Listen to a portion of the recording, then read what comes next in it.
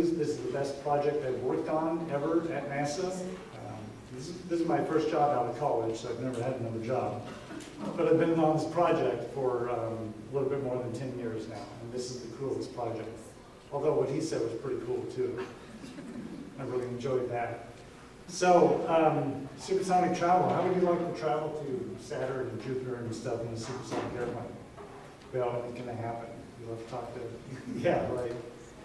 Which one is the pointer button? It's that one. Got it. All right, so first thing I'm going to do is show you a video. I forgot to change the duration of the video. It's about a minute long, but it's all about sonic booms.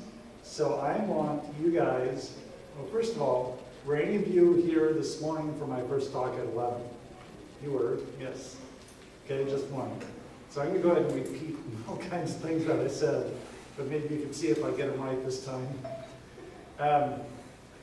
So, how many of you have actually heard a real sonic boom?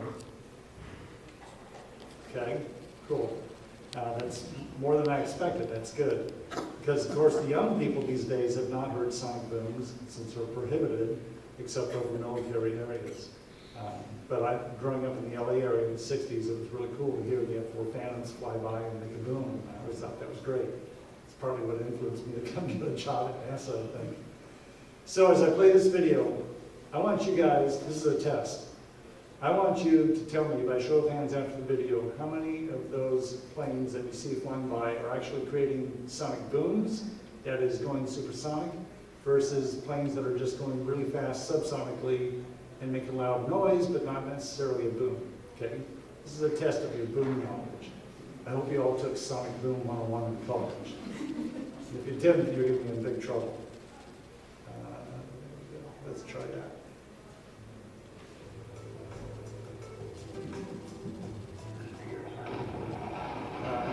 Volume. Is anyone controlling the volume? Try it here. Okay. Let's let that stop for a moment. What is it higher before? Go up. Good. That's good. Thanks.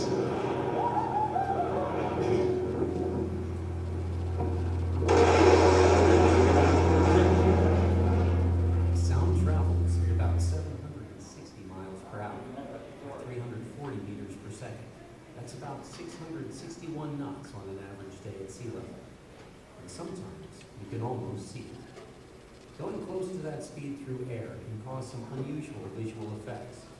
What you're looking at here is a NASA image of an SR-71 bending the light waves from the pressure differentials it's producing. Air's pressure and temperature both drop when airspeed increases. Rapid changes in density can be enough to bend light like a lens. Okay, that's the video. So there were a number of shots of airplanes flying by. How many think they were actually going supersonic and created sonic booms? Ken says 0. That's basically right. If you've been to military air shows, Blue Angels, Thunderbirds, other fighter airplanes, they will do a show where they pass by very quickly, and quite often they're going like Mach 0.98, 0.99, but it's not supersonic. The FAA does not want the military doing supersonic passes at air shows. If they're very low like that and going supersonic, it can literally cause ear damage. If your heart is sensitive to things like that, it can give people heart attacks, it can break windows, it can cause all kinds of trouble. So when the jets were passing by and the noise comes on suddenly, they're probably going close to Mach 1, for all the noise that they've been generating from the start, from some distance away up until the time that they are even with you, all that noise is kind of combined together and you hear it all at once. If it's a sonic boom, the jet's going faster than Mach 1, and you won't actually hear the noise until it passes you a little bit. And the higher the Mach number, the further it is before you hear the noise. So the sonic boom is always a boom boom. What you heard mostly in the video was just, nothing and then like that. So that's typically Mach 1. So I'm going to lift this down just so I can talk a little bit. There we go. That works better for when I turn around. So, this is a cool picture. Blue Angel flying at Fleet Week, and what you can see here are the shock waves from the canopy. There's a normal shock wave going up. There are other shock waves in the rear of the airplane. You can see them distorting the view back here. And then shock waves coming down, and these shock waves are actually creating this wake in the water, even though the jet is not touching the water. So, how many would like to water ski behind an F-18? That would be quite a challenge. I, for one, would not do that. But the point is, he's not going supersonic, but he's close to it. So whenever you have a curved surface where the airflow is following a convex surface and going away from itself, then the airflow is going to speed up. It's Bernoulli's principle, if you've had the classes. The airflow is going to speed up there, and locally, that airflow is going supersonic. So above the canopy, you can see it's fairly straight there, but then it's curved right around here. So it's going supersonic right here, and then there's normal shock because the amount of curvature is decreasing, and the air is going into what we call an adverse pressure gradient, increasing pressure. It causes the air to slow down, and thus you get a shock wave right there. So if you were in your magic hovercraft, hovering right above the jet as it passed under you, you would hear a sonic boom from that shock wave. Sonic boom meaning just a large, a sudden pressure rise. But fortunately, nobody flies their hovercraft right over these things when they're flying by. But anyway, so this is visualization of shock waves. And to me, that's fascinating to see them in that kind of detail. So, in case you missed the Sonic Boom 101 class, I'll give it to you in just a couple of minutes here. It angers me to no end when the press puts out pictures of aircraft flying where you see the fog forming around the aircraft as you saw in the video, and they say, look, it's the moment that it broke the sound barrier and this is when it creates the sonic boom. That just ticks me off. It's so wrong, and that's the common misconception that the public has, thanks to our press for getting it wrong. Sonic booms are like a boat wake. Okay? If you take your speedboat and drive around Lake Tahoe all day long, and say you've got some people in the West Shore, some people in the East Shore, they're going to see the wake from the boat each time you pass by, right? So you're in the boat, and this wake is being generated. You can look out to the sides of the boat and see the wake going out on both sides. That's like what a sonic boom is. So, and you keep going past the same people on the shore, or all the way around the lake, they're all going to see the wake. Okay, when you're flying supersonically from New York to LA, you're creating a sonic boom that starts when you first go supersonic, above Mach 1, and the sonic boom is continuous across the ground for the entire U.S. People in New York, New Jersey, Pennsylvania, Kansas, Denver, LA, they're all going to hear the sonic boom until you decelerate to a subsonic speed. So a sonic boom is not when the pilot accelerates and he passes Mach 1. I had some people ask me today, well, what does it sound like in the cockpit to the pilot? You hear a sonic boom, is that really loud for him? And I said, no. If you're riding in a Southwest Airlines 737, what do you hear? You hear some engine noise, you hear some wind noise in the airplane. That's what the pilots of supersonic airplanes hear. They don't hear the sonic boom when you're riding in a boat. You see the wake coming out, but if you're on the shore, you see the wake coming toward you as little waves, and those waves lap up on the shore. It's the same thing with the sonic boom.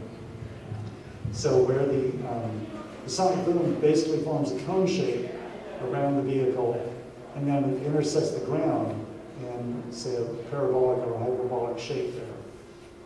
So everybody who lives underneath the flight path of the jet that's within a certain distance to either side, they're going to hear the boom. Okay. So this is a depiction of a Concorde airplane. You remember the British and French Concorde. Supersonic transport. So when we study sonic booms, we look at the near field pressure distribution that is close below the airplane. The airplane is, I'm not sure how long it is, probably on the order of 250 feet or so.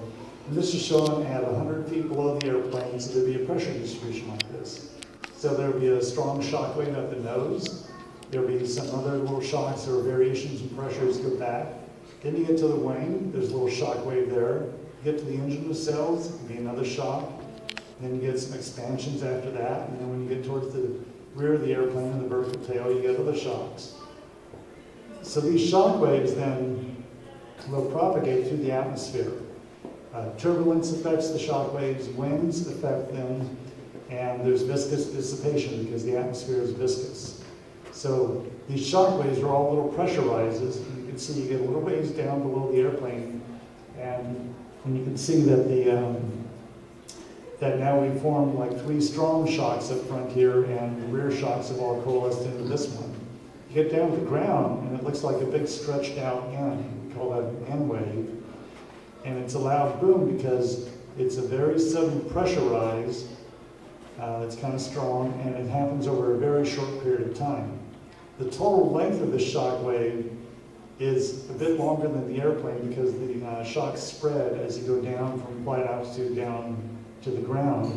But with the airplane traveling supersonically, that means that you hear that boom as a boom boom pretty fast like that. It's not like you hear boom and then boom. That would be the case if you had an airplane that was like 1,000 feet long, but nobody's built one of those yet. Even Sophia's not that long.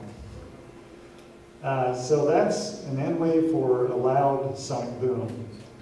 If we design an airplane that has a very long, slender nose here and very skinny body, and we tailor the rest of the surfaces here around the tails and the engines to have very smooth area distributions, and the wings are highly swept back so that you don't have a sudden increase in lift as you move back, but a more gradual increase in lift. Then you can get the shock waves, like from the nose, to be almost non-existent. It's just a slow ramp up in pressure. I'm not sure what this shock wave would be from, but maybe from some maximum thickness point in the airplane there. And then some other shocks as you get back towards the engines and tails. You have to have those pieces on the airplane, so they're shocks. And then they will gradually coalesce as you get lower and lower in the atmosphere. But if you shape the airplane right, if you do your optimization to try to minimize the loudness of the boom, you can get that final wave at the bottom to be more like a sine wave, not an N wave. And if it's a slow ramp up in pressure, then that will sound more like a thump or maybe a whoosh sound, but it won't be a loud boom boom like that.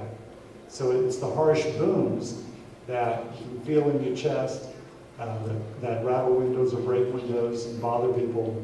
But if it's just a gentle thump sound like that, this would be more like a thump thump.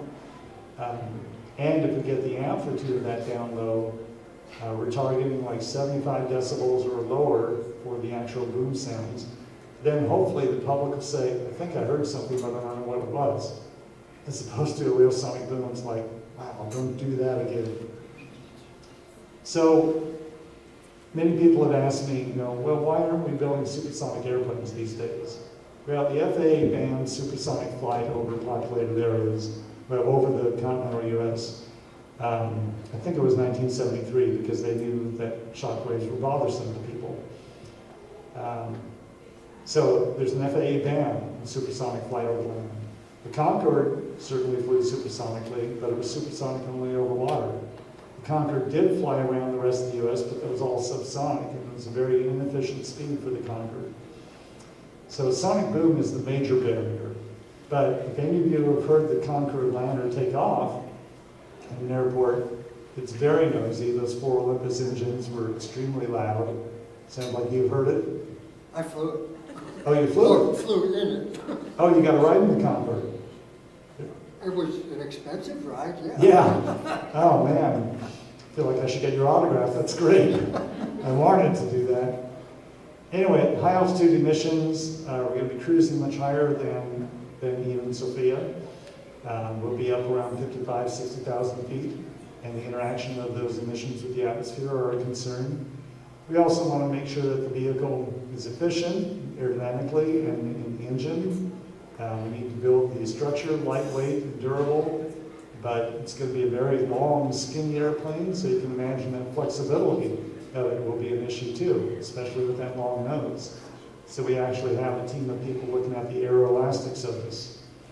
And then operations within the national airspace. You've got subsonic jets that are flying all over the place, and they come in and approach an airport. They have to slow down many miles away. For supersonic airplanes, we've got to slow down even before that so that we can mix with the subsonic traffic coming into an area. So, how do we design for low boom? It's basically a triad approach. We model the aircraft in the computer, and we can predict what the shock waves look like from that, and what the sonic boom field will be. So this is a CAD representation, computer-aided design of the model of the tunnel, and then this blue outline is kind of a cylinder around it, and we predict the whole pressure field around that cylinder. We do wind tunnel testing, and if any of you have stopped by my table out there, this model is on that table. And of course we do flight testing, so that's just a picture of the Blue Angel. So he's high subsonic there. I would say that that's not a picture of him going supersonic. For the CFD, computational fluid dynamics, this is an example of the computation. So this is the Lockheed N+2, N meaning current generation of technology, +2 meaning assumptions made about how far we would be in a couple of more design cycles, generations of design practice. So this model is one of the models that's on the table out there. So it's showing the shock wave pressure field around the airplane. You can see that there's a very weak shock up front here in the nose and the ramp, and then other shocks as you go back along the airplane. So that's one of the ways in which we show the results from the CFD. And then, like I said, we do the wind tunnel test. So here's a photograph of the Lockheed model in our 9x7 wind tunnel. If you haven't seen the 9x7 wind tunnel, if you can come out for a tour of NASA sometime, this tunnel it's physically just about a half a mile away from here on the Ames campus. So the model is supported on a little thin blade strut and then other hardware to position it and move it around the tunnel relative to this pressure rail here. So this pressure rail has 420 little tiny holes along the tip of it. And so we can measure the pressures in the flow field along that rail and then plot them out, and that gives us an idea of the sonic boom signature from the model, and then we can extrapolate that down to ground level. So this is another picture of that model, just a little bit closer view of it. And there's the pressure rail in the background. And there's proof that I was there. I am the sonic boom wind tunnel testing lead person for NASA, so when we have a sonic boom test to do, I'm usually the guy in charge of it. And I tell you that it's been the most fun work that I've ever done here at NASA so far. I'm really enjoying it. This is a Schlendern image. Schlendern is a German word. I'm not sure the exact translation, but something about imaging. So this is the small Boeing model in the NASA Glenn tunnel in Cleveland, Ohio. You can see the nose shock wave there, very faint. You can see other shock waves along the length of the model, both above and below it, and then stronger shocks as you get toward the rear, especially the shock from this blade strut of the model. So that's the way that we image it on the ground. But our people here, working with the NASA Armstrong people in Southern California, have figured out a way to take images of a jet fighter flying below a camera airplane. A camera airplane would be like the NASA twin turboprop, they call them King Air airplanes. And so we have a camera pointing down, and we take pictures as the jet flies underneath supersonically. So you take a lot of high-resolution pictures at high speed, you get a number of these images, then you average them out, you can subtract out the background, and you get this beautiful picture where you can see the nose shock wave here, you can see expansions and other shocks around the canopy, around the inlets, the wings, the tails, and this is an even better processing method here that we use for it, and it's just amazing the kind of clarity that you get, even seeing some of the little shock waves here from when you're going supersonic, you're an afterburner, and the jet flow is supersonic, and you get these shock diamonds or Mach discs that are coming out of the engines, and so that creates little shock waves there. So it's just amazing detail. And so we have our computational people modeling the same thing on the computer and making direct comparisons of this picture with what they were computing. So the culmination of this project is that, we've been working since 2006 in this latest round of the Supersonic project for working on all these technologies, sonic boom being the major one, but all the other technologies, emissions, noise, efficiency, and all that.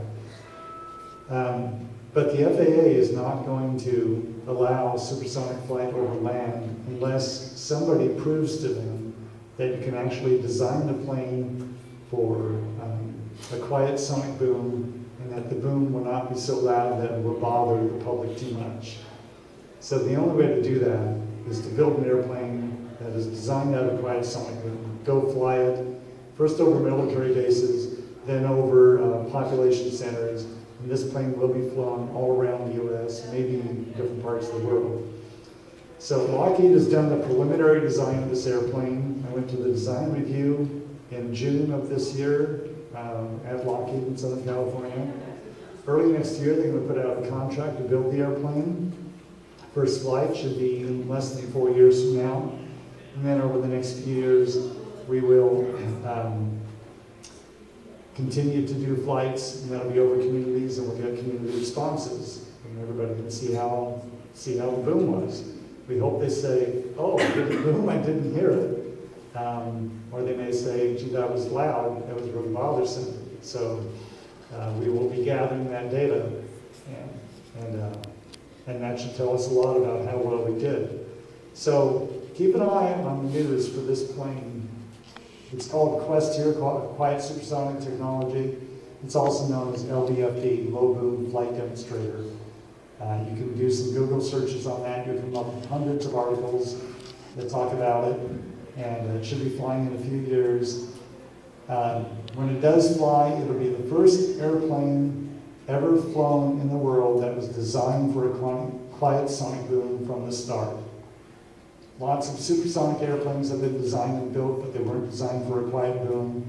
There have been lots of designs of quiet boom supersonic aircraft, but none of them have been built yet. This will be the first. So to me, that's really exciting to be on this project. Here's a picture of a model, a 9% scale model. It was in the Glen Tunnel. This took place earlier this year. I was out there for the test. It's hard to get you can't get an overhead shot of the model because it's so long. It was about 9 feet long. But you can see a very long and slender nose here. You can see the size of it relative to the technician working on it there.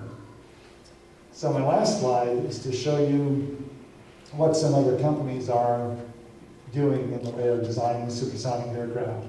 So some of you may have heard of these. There's Arion Technologies. They've actually had this design for the past 5 or 6 years at least, and they've been tweaking it a bit. They are not planning to make it low boom. It'll have a loud sonic boom. You can see the wings are not highly swept back. They do have some sweep, but they will produce a loud boom. So they're planning to fly it supersonically over water only and subsonic over land. Boom technology, as far as I know, they're not designed for low boom, even though the name of the company might make you think that it's working on sonic boom, but if it's boom technology, it's going to be a booming airplane, not a sonic thump. Okay? Spike Aerospace, I'm not sure that this is a low boom design. It doesn't look as long and slender as the ones that Lockheed and Boeing have worked on a contract with us. But I read a website this morning where they were saying that they're designing this airplane for a quiet sonic boom. I have not seen their data, and our people have not been talking to them. So I remain skeptical. The JAXA, the Japanese Aerospace Agency, they have been doing a lot of work, and they have been to meetings out here in the U.S., and we've gone to meetings with them. We know that they're doing well in their design for a supersonic aircraft. So stay tuned. You'll see some of these aircraft flying before NASA gets an airplane up there. But I think that we've really gotten a great start on designing for a quiet sonic boom. And the LBFD will be the first one demonstrating that. So thanks for listening. I'll take any questions now, Kathy.